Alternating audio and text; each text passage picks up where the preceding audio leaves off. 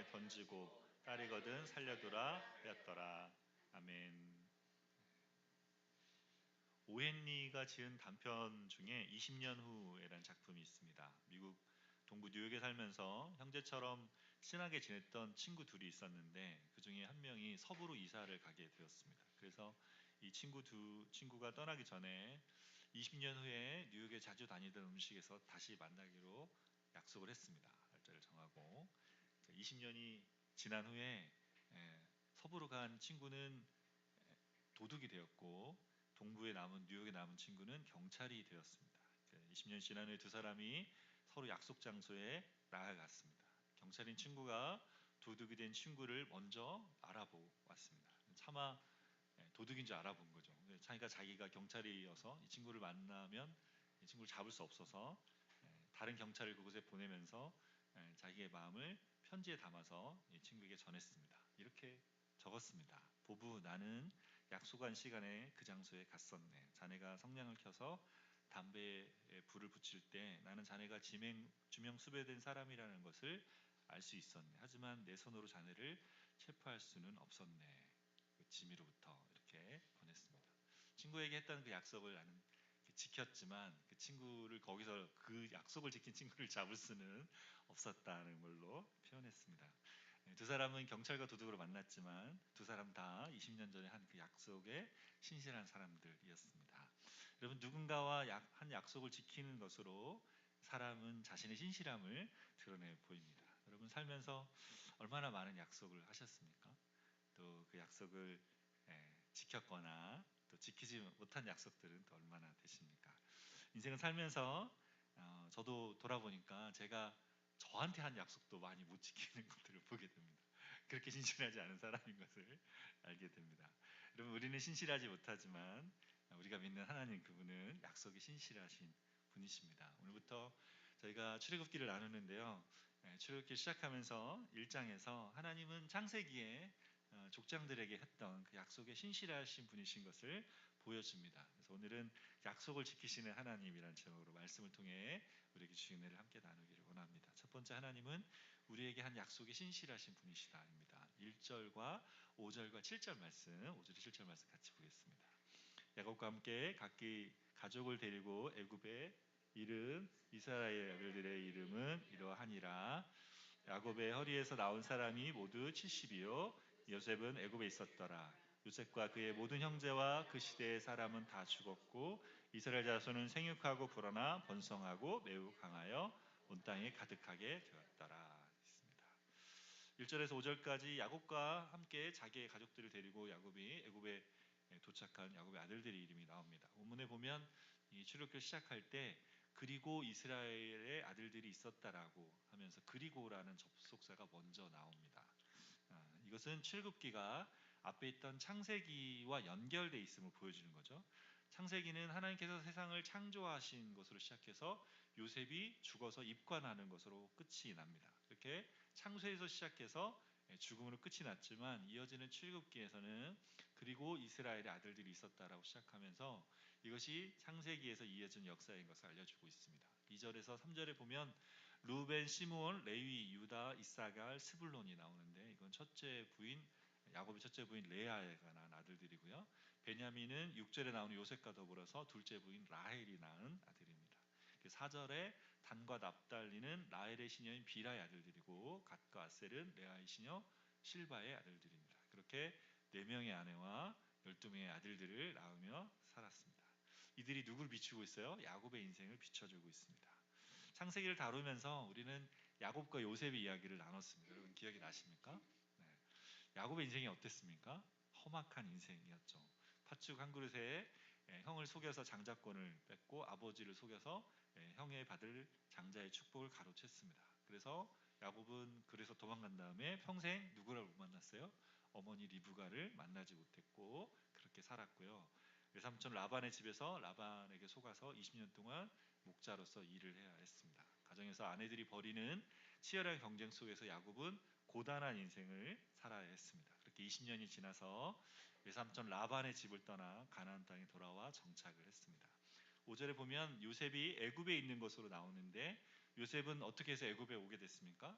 형들이 죽이겠다 한 자리에서 죽이지 말고 그냥 노예로 팔자, 돈을 받고 해서, 그래서 팔려서 보디발의 종으로 팔리고, 그리고 억울하게 또 감옥에 갇혔다가 술 맡은 관원장과 바로의 꿈을 해석하면서 애굽의 총리가 됐습니다. 그렇게 요셉이 먼저 애굽에 머물게 되었고, 요셉을 따라 야곱의 가족들이 애굽에 들어가 살게 되었습니다. 6절에 보니까 요셉과 그의 모든 형제와 그 시대 사람은 다 죽었고라고 말씀합니다. 그렇게 애굽에 들어가 살았던 야곱의 가족들이 다 죽게 되었죠. 인생은 뭘로 끝나요? 죽음으로 끝이 납니다. 그러나 출애굽기는 이렇게 말하는 거죠. 그것이 끝이 아니라고 말합니다. 야곱과 그의 아들들 그리고 그의 후손들이 그 자신들이 왜 그곳에 들어가 살아야 되는지 알지 못했지만 그곳에서 350년의 시간을 지금 살고 있는 것이죠. 7절에 이스라엘의 자손이라고 보냈던 이 구절은 원문에도 우벤의 이스라엘이라고 말하면서 그리고 이스라엘의 아들들이라 이렇게 말하고 있습니다. 1절에 똑같이 1절하고 똑같은 거죠. 이스라엘의 아들들이라는 그 문구와 같이 쓰는데, 애굽에 들어갔던 그 이스라엘의 아들들이 번성했다는 걸 보여주기 위해서 1절과 실절을 두 번 똑같은 걸 쓰고 있습니다. 그냥 번성했다 그러면 될 텐데 생육하고 불어나 번성하고 매우 강해서 온 땅에 가득하게 되었다라고 말하고 있습니다. 이스라엘 아들들이 아주 크게 번성했음을 강조하고 있죠. 창세기에 하나님이 사람을 창조하신 다음에 하신 말씀이고, 또 노아의 홍수 다음에 하나님이 노아의 아들들을 축복할 때 하는 말입니다. 생육하고 번성하고 땅에 충만하라 이렇게 한 거죠. 출애굽기의 이스라엘의 아들들의 번성은 그런 하나님의 창조 명령과 이어지는 것을 보여주고 있습니다. 하나님이 이것이 뭐예요? 하나님이 하신 약속을 지켜주시는 거죠. 누구에게 약속했습니까? 야곱이 애굽으로 갈 때 부엘세바에 이르러서 애굽 가기를 주저하는 야곱에게 하나님이 나타나셔서 이렇게 말씀합니다. 창세기 46장 3절과 4절에 이렇게 말씀합니다. 같이 읽어보겠습니다.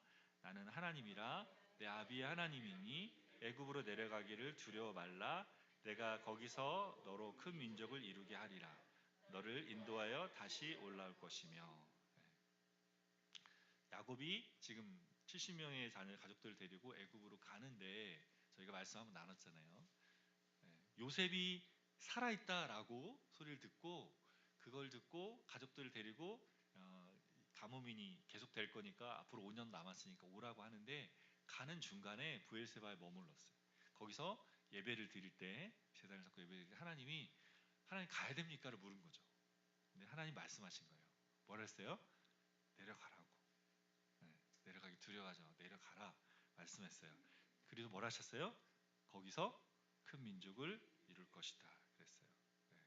그리고 다시 데려온다. 너를 인도한다는 말이 야곱은 죽을 거지만 긴 시간 후에 큰 민족을 이룬 이 아들들을, 너의 후손들을 데리고 이곳에 다시 올 거다라고 말씀한 거죠. 야곱과 요셉 그리고 그 가족들이 다 죽은 것으로 끝난 것 같지만, 그래서 약속을 기억하는 사람이 아무도 없지만 누군 기억하십니까? 하나님 기억하십니다. 그래서 하나님 뭐 하십니까? 데리고 나오는 일들을 하시겠다는 거죠. 그래서 이들의 번성이 누굴 통해? 야곱에게 하신 약속대로 지금 이루어지는 것을 보여주는 겁니다. 여러분, 출애굽기를 시작하면서 하나님이 지금 뭘 말씀하시는 겁니까? 우리의 삶은 유한합니다. 한평생 사는 건데 우리는 유한해서 이 땅을 사는 동안에 그 삶을 살아갔지만 하나님의 약속은 어떻다? 멈추지 않고 하나님 약속하신 일들은 계속 되어진다. 그래서 하나님은 그렇게 우리에게 주신 이 말씀, 하나님 말씀이 영원하다 하잖아요. 이 말씀은 어떻게 한다? 그 약속은 계속해서 신실하게 이루어 가신다는 겁니다. 여러분, 인생을 아직 10대인 사람도 있고 20대인 사람도 있는데 또 뭐예요? 40대도 있고 50대도 있고 60대도 있지 않습니까? 인생을 살아보면서 알지 않습니까? 이 한 인생 살면 어떻게 됩니까? 주님이 부르실 때가 있습니다. 근데 거기서 끝나지 않는 것이 우리에게 큰 소망인 거죠. 우리가 살았던 삶이 별거 아닌 것 같지만 하나님 주신 약속이 우리를 통해서 이루어져가는 방식으로 살아가게 하신다. 우리 인생, 우리는 그 근본을 잘 알지 못합니다. 내가 울산 땅에 왜 와서 살아야 되는지, 저도 제가 왜 울산에 와가지고 지금 여기 살고 있는지, 그리고 왜 저 이렇게 지금 교회를 섬기고 있는지 저도 누가 물어보면 모릅니다. 저는 어떻게 압니까? 왜 그래야 되는지. 그런 한 가지 아는 거는 뭐예요? 하나님이 말씀하셔서 하나님이신 말씀 안에서 내가 지금 살아가고 있는 것을 알아가는 거죠. 나는 잘 모르, 내 인생을 잘 모르지만 누구는 아십니까? 하나님 그분은 아십니다. 야곱처럼 하나님의 약속을 따라 살아가는 사람에게 하나님은 하나님이 하신 그 말씀, 약속을 신실하게 이뤄 가신다는 걸 아는 거죠. 네. 우리는 예수님을 믿음으로 어떻게 됐어요? 흑암의 나라에서 건진받아 하나님의 사랑의 나라, 그 아들의 사랑의 나라를 살아가고 있습니다. 우리는 그 약속하신 그 하나님께서 그 나라를 살게 하신 것을 믿고 하나님이 약속된 대로 그분 앞에서 우리를 거룩하게 하시고 흠이 없게 하시고 책망받을 것이 없는 자로 우리를 빚어가고 계시는 것을 우리는 믿고 살아갑니다. 하나님이 하신 그 약속이 우리의 삶을 이끌어 갑니다. 살아가는 동안에 우리가 그 하나님과 친밀한 교제 가운데 살게 하시고 그런 우리의 삶을 통해 또 다른 생명을 낳는 일들을 계속하게 하시는 것이죠. 우리가 어디에 있든지 무엇을 하든지 우리가 복음 안에 주신 하나님 약속 가운데 살고 있다는 것을 꼭 기억하시기를 바랍니다. 말씀 속에 하나님께서 약속하신 것들이 우리 삶에 이루어갈 것들을 기대하고 살아가는 저 여러분 되시기를 바랍니다. 두 번째로 하나님은 고난 중에 우리가 하나님의 약속을 바라보게 하신다. 8절과 9절 말씀 같이 읽겠습니다. 요셉을 알지 못하는 새 왕이 일어나 애굽을 다스리더니 그가 그 백성에게 이르되 이 백성 이스라엘 자손이 우리보다 많고 강하도다. 야곱의 가족이 애굽에 들어간 지 350년의 시간이 흘렀어요. 8절에 요셉을 알지 못하는 새 왕이 일어나 애굽을 다스렸다고 말합니다. 요셉이 총리였잖아요. 그리고 그 7년의 풍년과 7년의 흉년의 그 엄청난 일들을 그 정책을 잘 펴가지고 애굽을 엄청 강대하게 부강하게 만든 사람이죠. 그런 일들이 쉽게 잊혀지지 않았을 거 아닙니까? 근데 그 요셉 이후에 그 요셉이 죽고 시간이 흐르면서 애굽의 왕조 안에 변화가 있었습니다. 요셉이 다스릴 때는 요셉이 총리였을 때는 애굽은 힉소스라는 왕조가 다스렸는데 이들은 셈족 계열의 사람들로 애굽 왕조의 15대부터 17대까지를 이끌었습니다. 근데 18대에는 아모세 왕이 이 힉소스 왕조를 무너뜨리고 새로운 정권을 세우게 됩니다. 요셉을 알지 못하는 왕은 바로 이 왕조에 속한 왕을 말하고 있습니다. 당시 애굽의 왕 바로는 번성하는 이스라엘을 보면서 두려워합니다. 왜냐하면 힉소스 왕조를 쫓아냈는데 이들이 가나안 땅 근처에 이렇게 머물러 있었는데 이들이 번성하고 있는 이스라엘과 연합을 해서 자기들을 공격하면 큰 위협이 될 거라 생각한 거죠. 그래서 이스라엘을 학대하기 시작합니다. 이들을 노예로 삼고 감독들을 세워서 국고성 비돔과 라암셋을 건축하게 했습니다. 그렇게 학대하고 중노동을 시키면 이스라엘 사람들의 인구가 줄어들 거라고 생각했는데 그렇지 않았어요. 12절에서 14절 말씀을 한 번 더 같이 보겠습니다. 그러나 학대를 받을수록 더욱 번성하여 퍼져가니 애굽 사람이 이스라엘 자손으로 말미암아 근심하여 이스라엘 자손에게 일을 엄하게 시켜 어려운 노동으로 그들의 생활을 괴롭게 하니 곧 흙 이기기와 벽돌 굽기와 농사의 여러 가지 일이라. 그 시키는 일이 모두 엄하였더라. 뭐예요? 학대 받을수록 어떻게 해요? 이스라엘 사람들이 더 번식했습니다. 더 퍼져나갔어요. 그래서 바로가 더 심한 노동을 시켜요. 성을 건축하는 일뿐 아니라 흙을 이기고 벽돌을 굽게 하는 그 밑에 작업부터 하게 합니다. 농사를 위해 수로를 파고 개간하는 일도 시켰습니다. 그런데도 계속 번성하자 해서는 안 되는 일을 또 시킵니다. 뭘 합니까? 남자아이가 태어나면 그 아이를 살해하는 일을 했어요. 히브리 산파를 시켜서 태어나는 아이가 남자면 죽이고 여자면 살려두라고 합니다. 산파가 이것을 따르지 않자 결국 공개적으로 애굽의 모든 사람들에게 태어나는 이스라엘 사내 아이는 물에 던져 죽이라는 명령을 내리게 되죠. 이스라엘 백성들 입장에서 보면 상황이 어떻게 보이는 겁니까? 점점 더 안 좋은 상황으로 흘러가죠. 여러분 그때 이스라엘 사람들은 뭐 했겠습니까? 하나님 도대체 왜 이렇습니까? 왜 우리가 이런 상황 가운데 처하게 언제쯤 이 어려움이 끝나겠습니까를 묻겠죠. 야곱에게 주신 약속을 따라 애굽에 살고 있는데 하나님 왜 이런 어려움이 우리에게 있는 겁니까를 물을 수 있는 상황이었습니다. 근데 사실 여기 하나님은 나오지 않지만 하나님께서 계속해서 일하고 계셨죠. 바로가 자기 나름대로 지혜를 짜서 내놓은 정책마다 실효를 거두지 못하게 했습니다. 노예를 삼고 일을 가증하게 시켜도 아이들을 주기로 했음에도 그런 일들 속에서 이스라엘은 계속해서 번성해 갔습니다. 그러니까 바로는 하나님이 그 무대 뒤에서 계속 하고 계신 일을 막을 수 없었습니다. 하나님께서 이 일을 모르고 계신 것이 아니었어요. 이 일이 이렇게 될 거를 미리 말씀하셨습니다. 창세기 15장 13절에서 14절 말씀 같이 보겠습니다. 너는 반드시 알라. 내 자손이 이방에서 객이 되고 그들을 섬기겠고 그들은 400년 동안 내 자손을 괴롭히느니 그들이 섬기는 나라를 내가 징벌할지며 그 후에 내 자손이 큰 재물을 이끌고 나오리라. 창세기 15장 누구에게 하신 말씀입니까? 아브라함에게 하신 말씀입니다. 아브라함에게. 야곱 이전에 아브라함에게 주신 약속입니다. 이 약속이 뭐예요? 하나님이 뭘 하셨어요? 네 반드시 알라. 네 자손이 객이 돼서 이방인들을 섬기겠고 400년 동안 괴롭힘을 받을 거다. 괴롭힘을 받을 거다 했어요. 그 섬기는 나라를 내가 징벌하고 그 후에 네 자손이 나온다라고 이야기합니다. 여러분, 이 고난 속에서 이스라엘 백성들은 뭘 바라봐야 됐습니까? 하나님을 바라봐야 됐어요. 하나님이 아브라함에게 하셨던 이 약속을 기억하고 그 약속을 붙들고 있어야 됐습니다. 고난이 깊을수록 뭐요? 애굽에서 나올 때가 가까웠다는 것을 바라봐야 했습니다. 여러분, 인생은 우리가 살고 있는 삶의 자리에 왜 이렇게 어려움이 있습니까? 우리가 어려움을 겪습니까? 우리가 불행하기를 선택해서 그렇죠. 죄가 이 세상 들어오며 우리 안에 들어온 죄로 인해 내 자신과 우리 삶의 자리들이 다 깨어져 있는 것들 때문에 우리가 어려움을 겪습니다. 그런 자리에 우리가 뭐 한다 그랬습니까? 헛된 것을 예배한다 그랬습니다. 잘못된 것을. 13절 14절 말씀을 보면 이스라엘이 그 애국 왕 바로가 부여한 엄한 일들이 계속해서 나오죠.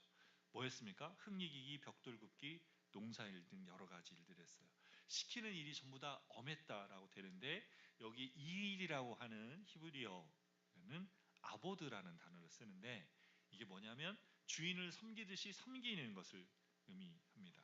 바로는 이스라엘을 자신을 주인으로 섬기도록 그렇게 일을 시킨 것이죠. 여러분, 너무나 곤욕스러운 삶의 자리를 살아가면서 이렇게 살아간 이스라엘 보면서 우리가 묻게 됩니다. 하나님, 지금 하나님께서 아브라함에게 약속하셨고 또 뭐예요? 출애굽 애굽으로 이스라엘 사람들을 인도하신 분이 누구세요? 하나님이시란 말이에요. 하나님, 그럼 왜 하나님 백성 이스라엘을 이 시간 이런 자리를 나게 하셨습니까? 왜 그렇게 하셨을까요? 우리가 물어볼 수 있겠죠. 이 본문을 보면서 사실은 출애굽이라고 하는 이 출애굽기를 읽기 시작하면서부터 우리는 물어야 됩니다. 하나님, 왜 하나님 백성을 애굽에 넣으셨고 그 350년이라는 그 압제 속에 살아가게 하셨습니까를 우리가 물어봐야 되죠. 근데 하나님 뭘 가르치시는 겁니까? 여기서 하나님을 예배하지 않고 다른 것을 섬긴다면 그것이 우리를 뭘로 만든다? 노예로 만든다는 것입니다. 우리가 그래서 어떻게 해요? 우리가 살아가는 삶의 자리에서 종으로 매인 삶을 떠나서 하나님을 예배하며 살아야 된다는 거예요. 우리 모두는 어떤 전제로 애굽에 속한 자로 우리 모두에게 뭐가 필요하다? 출애굽이 필요하다는 겁니다. 애굽에 매여서 애굽에 갇힌 채로 살아가는 것이 아니라 뭐요? 하나님을 예배하는 자로 나아가 살아야 된다는 거죠. 출애굽기에서 앞으로 읽자 보면 모세가 애굽 왕 바로에게 가서 뭘 합니까? 내 백성을 보내라 말하는데 거기서 그치지 않아요. 내 백성을 보내라고만 말하지 않습니다. 그냥 거기서 말하는 자리에서 반드시 붙여내는 게 뭐냐면 내 백성을 보내라. 그들이 나를 섬길 수 있도록 하라. 그들이 나를 섬길 수 있도록 하라는 섬긴다는 단어가 아까 그 일을 뜻하는 아보드라는 단어와 똑같은 단어. 똑같이 있습니다. 출애굽기에서 모세가 바로에게 반복하고 계속해서 말하는 것이 이것이죠. 내 백성을 보내라. 내 백성이 나를 예배할 수 있도록. 여러분, 이것이 출애굽기가 쓰여진 이유예요. 이것이 하나님께서 야곱과 그 아들을 애굽으로 인도하시며 출애굽할 때까지 430년 동안 그곳에 살아가게 하신 이유입니다. 뭐예요? 이 출애굽기를 통해 하나님 백성을 통해서 알게 하신 이 땅에 있는 모든 사람들은 다 출애굽이 필요한 사람들이에요. 출애굽이 필요하다는 거예요. 이게 출애굽기의 주제입니다. 출애굽해서 뭐 해야 된다? 하나님을 예배해야 된다는 거예요. 출애굽기는 몇 장까지 있습니까? 40장까지 있습니다. 출애굽기 1장부터 19장엔 드라마틱한 역사가 있어요. 우리가 모세라는 애니메이션을 통해 보듯이 애굽에 나오는 엄청난 재앙들이 계속 벌어지고 홍해를 가로 하나님의 백성이 나오는 일들이 있습니다. 그 시내산에서 하나님과 언약하는 일들이 있죠. 그러니까 거기까지 읽을 때는 엄청 재밌습니다. 근데 출애굽기 20장부터 40장은 힘듦이 시작합니다. 출애굽기 40장, 20장부터 40장을 도대체 무슨 말이야 이렇게 읽기 시작하다가 레위기를 만들고 민수기를 만들고 신명기를 만들면서 이렇게 모세오경 읽기가 어려워지는데 20장부터 40장까지 뭘 정하고 있습니까? 하나님께서 주시는 율법과 성막을 짓는 방법과 실제로 그 성막을 이렇게 지었다는 것이 나옵니다. 뭘로 채워져 있어요? 하나님을 예배하는 예배 처소를 짓는 걸로 채워져 있단 말이에요. 출애굽기 절반이 뭘로 채워져 있다는 거예요? 하나님 예배하는 것으로 채워져 있습니다. 왜 그렇어요? 그게 출애굽기 주제이기 때문에 그렇습니다. 구원은 그냥 해방되는 게 아니에요. 구원받았다. 난 구원받았어. 너무 좋다. 그래서 해방되는 게 아니고 진정한 출애굽은 뭐요? 노예 생활에서 해방돼서 그 참된 하나님을 예배하는 삶으로의 전환이라는 거죠. 바뀌는 거예요. 내 마음대로 하는 삶, 내가 하고 싶은 대로 하는 삶은 참된 구원, 참된 해방이 아닌 것이죠. 내가 이 세상에 주는 어떤 것에 매여 산다면 그것이 나의 삶의 전부가 되면 나는 뭐가 돼요? 노예 생활을 하고 있는 겁니다. 그 안에서. 우리가 하나님의 아름다움과 영광과 임재의 마음을 품고 살기 이전에 그렇게 살지 않는다면 우리는 뭐예요? 자유롭지 않은 삶을 살고 있는 것입니다. 살아가면서 하나님 아닌 다른 것이 우리 삶의 중심이 되고 있다면 우리는 노예로 살고 있는 것이죠. 하나님 없이 내가 무게를 두고 사는 모든 것이 우리를 뭘로 만든다? 노예로 만듭니다. 여러분, 이것이 우리 시대가 우리에게 살아가게 하는 자리죠. 사람들은 말하죠. 뭐예요? 자유롭게 살아라. 다른 사람에게 피해 주지 않는 한 네가 하고 싶은 대로 살아라. 그것을 못하게 하는 것은 이 세상에서 죄된 거다. 그것이 악한 거다라고 말하는데 사람들이 말하는 그런 자유는 세상에 없어요. 그런 자유는 이 세상 사람들이 만들어낸 계몽주의가 만들고 인본주의가 만들어낸 환상입니다. 아무것도 하지 않거나 내 마음대로 살아가는 자유는 환상에 지나지 않습니다. 그렇잖아요. 어딘가 우리는 매여 살게 된다니까요. 가족에게 매이고 어딘가 속하게 살게 되잖아요. 그리고 무엇인가를 이루려면 얼마만큼 매여 있어야 무엇인가를 성취할 수 있게 됩니다. 그래서 내 마음대로 내가 하고 싶은 대로 하는 자유라는 것은 환상에 지나지 않는 것이죠. 그리고 우리가 잘못된 곳에 무게를 두게 되면 우리가 뭐가 어떻게 된다? 종으로 살아가는 거죠. 하나님보다 여러분의 자녀나 여러분의 부모를 의지한다거나 또 돈이나 여러분이 이루고 싶은 무엇인가에 마음을 두고 살면 여러분은 거기에 매여서 종처럼 살아가게 됩니다. 학생들은 공부를 해야 돼요. 그러나 공부가 하나님을 예배하는 것보다 더 큰 무게를 두게 되면 어떻게 됩니까? 공부의 노예로 살아갈 수 있게 됩니다. 직장에서 일하는 것도 마찬가지죠. 여러분, 직장에서 일하는 것이 여러분의 삶을 다 잠식해 버린다면 여러분 어떻게 사는 겁니까? 거기에 노예로 살아가는 것입니다. 일하는 것에 노예로 살아가는 것이죠. 그런 자리 어떻게 해야 돼요? 뭐 해야 됩니까? 거기서 출애굽해야 됩니다. 일하지 말라는 겁니까? 공부하지 말라는 겁니까? 그게 아니에요. 일도 해야 되고 공부도 해야 되는데 그 자리를 어떻게 살아야 돼요? 하나님 예배하는 자로 살아야 됩니다. 그것이 나를 잠식하지 못하게 해야 돼요. 그것이 나의 마음에 무게를 갖지 못하도록 내 삶의 모든 것을 다 쏟아붓지 못하도록 해야 됩니다. 그래서 일하고 공부하면서 어떻게 해야 돼요? 늘 마음을 주님을 향해 있어야 돼요. 여러분이 굉장히 중요합니다. 출애굽기가 왜 써있다? 그것 때문에 쓰여있는 거예요. 거기서부터 노예자라고 거기서부터 나오라고. 여러분 내가 무엇인가를 잃어버린다 할 때 그것이 나를 불안하게 한다면 뭐예요? 그것이 내가 무게를 두고 있는 일이라는 거죠. 내가 원치 않는 일이 일어날 때 내가 분노한다면 뭐예요? 내가 엄청 많은 무게를 거기에 두고 있는 일이라는 것입니다. 하나님께서 우리 마음의 중심에 계실 때 우리는 그런 상황 중에서도 자유할 수 있습니다. 전혀 흔들리지 않을 수는 없겠죠. 그러나 그것에 우리 삶이 잠식되지 않는 거죠. 그 안에 계신 하나님을 바라며 하나님께서 하실 일들을 바라며 우리가 머물 수 있기 때문에, 그래서 하나님 앞에 예배하는 자로 살아갈 때 그것들이 어떻게 됩니까? 다스려지기 시작합니다. 하나님께서 우리 삶의 중요한 분이 되실 때만, 그분이 우리 안에서 함께 하실 때 우리는 안전하고 기쁨을 누릴 수 있고 평안할 수 있게 됩니다. 우리가 살아가는 삶의 자리 어느 한 곳도 하나님이 함께 하시지 않는 자리가 없습니다. 우리가 겪는 고난이 아무런 의미 없는 고난이 아닌 것이죠. 그 자리를 지나며 하나님이 뭐 하십니까? 우리 마음의 우상을 다루시고 우리가 참으로 하나님을 예배하는 자로 살아가도록 하십니다. 삶의 자리 고난 속에서 하나님의 약속이 우리 가운데 이루어져 가는 것을 바라며 살아가는 저 여러분 되시기를 바랍니다. 세 번째, 하나님은 하나님을 경외하는 자들을 통해서 약속을 이루어 가십니다. 15절부터 17절까지 말씀 같이 읽겠습니다. 애굽 왕이 히브리 산파 십부라라 하는 사람과 부하라 하는 사람에게 말하 이르되, 너희는 히브리 여인을 위하여 해산을 도울 때에 그 자리를 살펴서 아들이거든 그를 죽이고 딸이거든 살려두라. 그러나 산파들이 하나님을 두려워하여 애굽 왕의 명령을 어기고 남자 아기들을 살린지라. 애굽 왕 바로는 이스라엘 백성이 중한 노동에도 번성하는 걸 멈추지 않자 히브리 산파 두 사람을 시켜서 사내 아이가 태어나면 죽이라는 명령을 내립니다. 아주 적극적이고 잔인한 방법으로 이스라엘 번성을 막으려 했습니다. 근데 산파들은 이 바로의 명령을 따르지 않았습니다. 17절에 보니까 왜 그랬어요? 이 산파가 하나님을 두려워해서 사내의 아이들을 살렸다라고 말합니다. 왕의 명령, 바로 왕의 명령보다 하나님을 더 두려워했다는 거죠. 바로 왕은 뭐예요?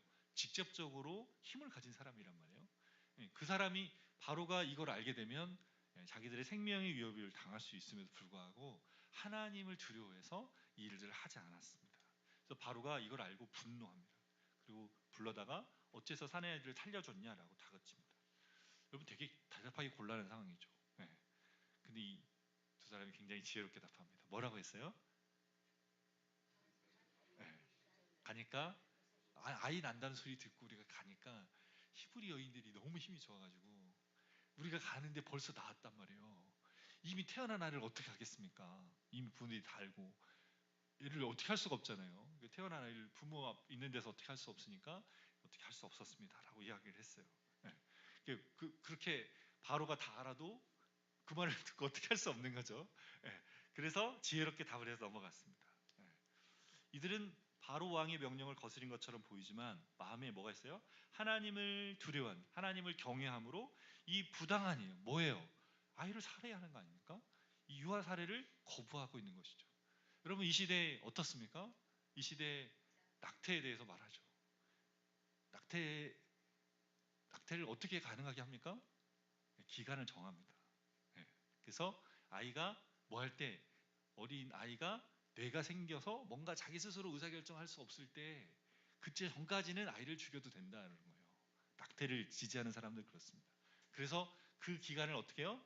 6개월 정도, 머리가 생기고 뭐 이렇게 전까지는 괜찮다 이렇게 정해놓고, 그걸 정해놓고 그 전에는 괜찮게 만드는 게 낙태를 찬성하는 사람들이 하는 거예요.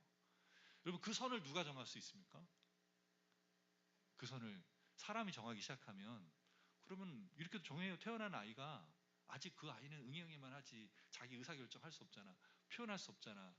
그러니까 그 아이가 인지를 가지고 뭔가 이렇게 손가락을 가르치고 표현하기 전까지도 가능해. 이것도 열 수 있잖아요. 그죠? 우리가 우리 마음대로 임의대로 그 생명에 대해서 우리가 결정할 수 있다면 낙태를 찬성하는 사람들 그렇다니까요. 낙태를 찬성한다는 말이, 그 아이가 태어나면서부터 아이가 엄마와 아빠가 어떻게 해요? 관계를 해서 아이가 그 생명의 그 착상이 돼서 아이가 된 그때부터 아이는 생명을 가진 아이고 그때부터 영혼을 가진 아이인데, 근데 이 아이를 죽일 수 있다라고 하는 것이 우리가 만드는 거죠. 사람들이 만드는 거죠. 그것이 안 된다는 거예요.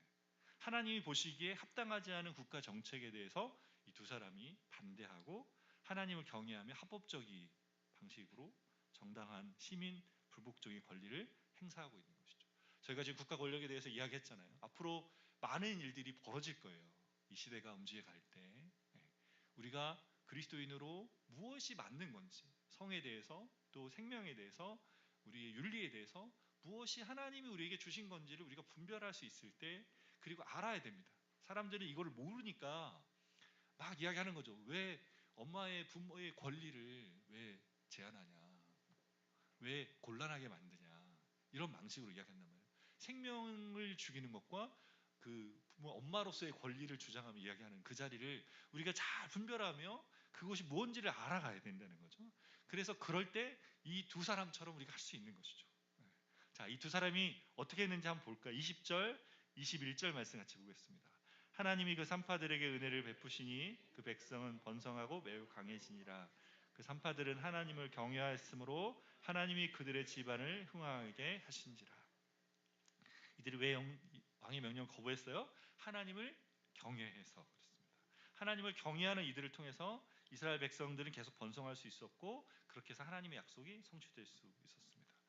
하나님을 경외하는 이 두 산파에게 하나님 뭐 하십니까? 은혜를 베푸십니다. 어떤 은혜를 주셨어요? 네, 그의 집이 흥왕했다. 흥왕했다는 말이 무슨 뜻일까요? 네, 이들에게 아이를 주신 겁니다. 네, 당시 아이를 갖지 못한 사람들이 자유롭게 되어서 산파 일을 주로 했다고 합니다. 그래서 이 산파들에게 하나님이 은혜를 흥왕케 하셨다, 은혜를 베푸셨다는 말은 아이를 갖게 해주셨다는 거죠. 원래 낳지 못한 사람들이었는데 이들에게 주셨다. 하나님이 그렇게 하나님을 경외하며 살아가는 자들에게 은혜를 베풀어 주시는 분이십니다.